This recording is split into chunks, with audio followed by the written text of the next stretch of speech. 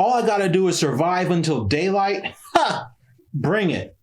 All I gotta do is survive until daylight? Ha! Bring it. All I gotta do is survive until... wait a fucking second. Be sure to like this video and subscribe to stay tuned and show support for the channel. Our story opens up with a mysterious woman with a lot of cake, climbing up out of that hole in the ground, being chased by some mysterious shadowy figure. Now above ground, she sees this new foe with a pickaxe and pleads that she doesn't want to die again. Roll credits. Wait, again? Then we see our main cast, which are a group of 5 friends who are helping their friend Clover find closure due to the mysterious disappearance of her sister Melanie from about a year ago. Based on her video story online, her last known location was around this mountainside. With help from the store clerk, they learn of a town nearby where people go but end up missing. So as logic would suggest, they go there. The friends are now driving through a rainstorm, debating on whether to turn back or not, but end up driving to a dry clearing, as if they are in the eye of the storm. And within this eye of the storm lies a house. Mind you, they got no black friends, because if they did, they would have taken their asses back home. They investigate the area and find a wall of missing persons pictures, with Clover's sister Melanie being one of them. Also, they find a guest book where Melanie had written her name in it several times, along with a weird hourglass on the wall above a skull. Witchcraft. At this point, we need the police, but things turn for the worse when a masked person takes their car away from them by driving it into the rain, where over time he slowly starts to kill them one by one, the last one being Clover.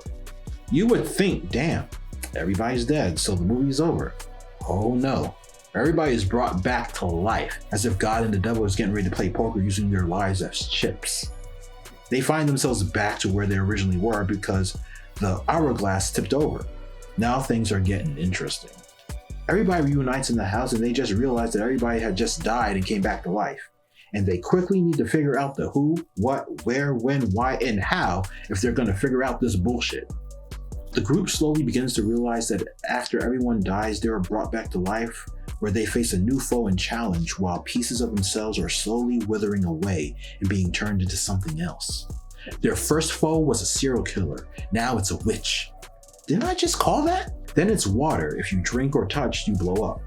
This is some of the most unexpected, creative shit you would ever see.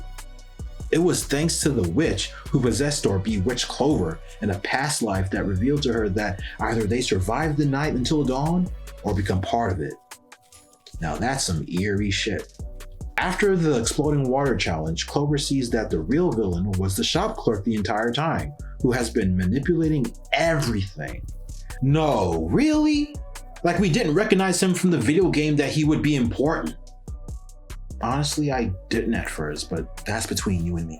In the next life, they realize that they only have a few lives left before it's game over.